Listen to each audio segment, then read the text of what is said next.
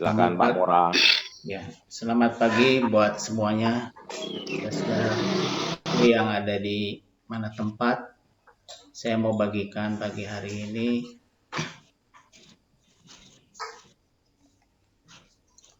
Kita mau mau lihat pemberian Allah yang sangat berharga. Artinya, ya ada levelnya ya, ada yang berharga dan sangat berharga. Sangat berharga itu artinya dia tinggi sekali harganya.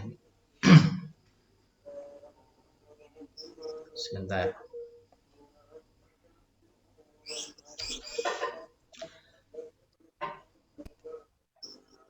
Saudaraku, yang berharga itu adalah Roh Kudus. Roh Kudus adalah pemberian Allah yang sangat berharga sekali.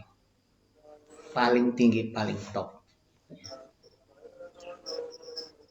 Kalau Roh Kudus saja diberikan oleh Allah, maka yang harganya di bawah itu pasti diberikan Allah ya, kepada kita orang percaya yang percaya kepada Allah.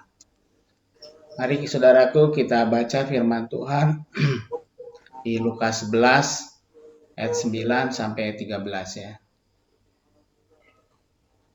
Apakah bisa dibaca di sana?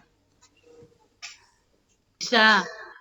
Baik, saya akan bacakan firman Tuhan Lukas 11 ayat 9 sampai 13. Firman Tuhan berkata gini katanya.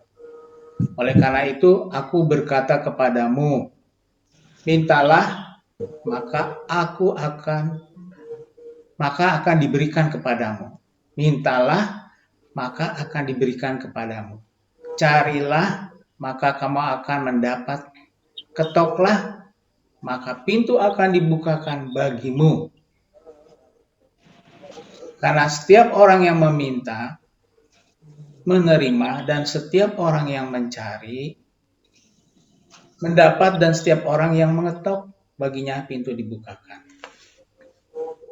Bapa manakah di antara kamu, jika anaknya minta ikan daripadanya, akan berikan ular kepada anaknya, itu gantikan ikan.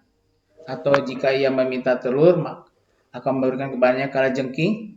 Jadi jika kamu yang jahat tahu memberi pemberian yang baik kepada anak-anakmu, apalagi Bapamu yang di sorga, Ia akan memberikan Roh Kudus kepada mereka yang meminta kepadanya. Ia akan memberikan Roh Kudus kepada mereka yang meminta kepadanya. Sebentar. Saudaraku, ini ada pola ya, pola kalau kita berdoa kepada Allah Bapa. Katanya, firman-Nya berkata, mintalah maka akan diberikan kepadamu. Itu polanya ya. Setiap orang yang meminta, menerima.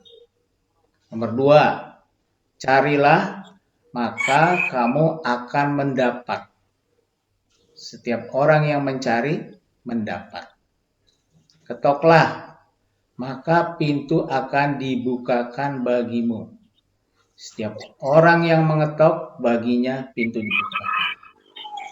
Jadi kita lihat polanya yang harus kita lakukan adalah pagi hari ini adalah meminta, mencari, mengetok pintu surga.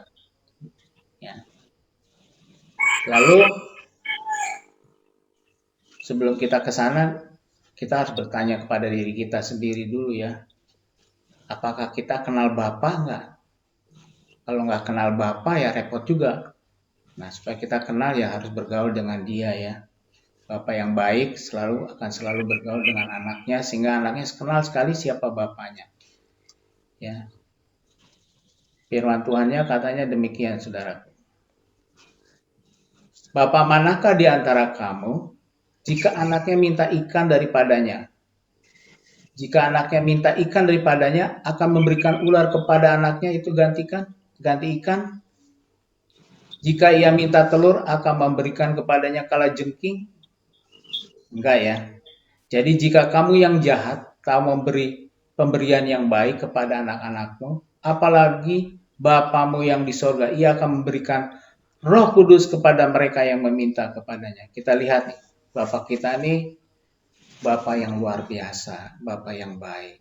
Jadi saudara, pagi hari ini kita akan mencari, mengetok, meminta kepada Dia ya. Jadi saudaraku, Bapak kita adalah tidak pernah salah dalam memberi. Prinsipnya demikian. Ya, kita lanjut. Di Lukas yang kita baca tadi, kata-katanya itu sangat menjanjikan ya bagi orang yang percaya, sangat menjanjikan. Ya, saudaraku, sekarang kita sedang berdoa setiap pagi untuk meminta jawaban pasti dari Allah. Dan itu ada jawaban pasti dari Allah. Jadi kita nggak usah takut. Hari ini kita berdoa akan menerima jawaban daripada Tuhan. Karena Bapak kita adalah Bapak yang sangat baik. Bapak yang pemberi. Kita akan mempunyai jawaban yang pasti. Pada waktu kita meminta, pada waktu kita mencari, pada waktu kita mengetok. Harta yang terpendam, kemarin Pak Sus bagikan di firman Tuhan di Matius 13, harta yang terpendam dan mutiara yang terindah yang kita cari yang ditulis di Matius 13 ayat 44 dan 44, pasti ada jawaban dari Allah. Jadi kita berdoa membuat kita semangat ya, nggak pernah akan membuat kita ketinggalan dengan acara berdoa pagi ini. Tapi juga ada juga yang kecewa karena tak kunjung tiba mungkin jawabannya, karena kebutuhannya sangat urgent, mendesak. Jadi dagingnya sangat berbicara sekali gitu. Jadi berdoanya off dulu atau nggak jadi yang menarik lah, kecewa. Ataupun tidak kecewa karena nggak sesuatu yang sangat diperlukan. Kalau lihat dari hal di atas tadi, rasanya jadi kita yang mengatur Allah, bukan Allah yang mengatur kita. Tuhan akan memberikan yang terbaik bagi anak-anaknya. Tuhan akan memberikan yang terbaik bagi anak-anaknya. Allah tidak mungkin memungkiri janjinya. Impossible.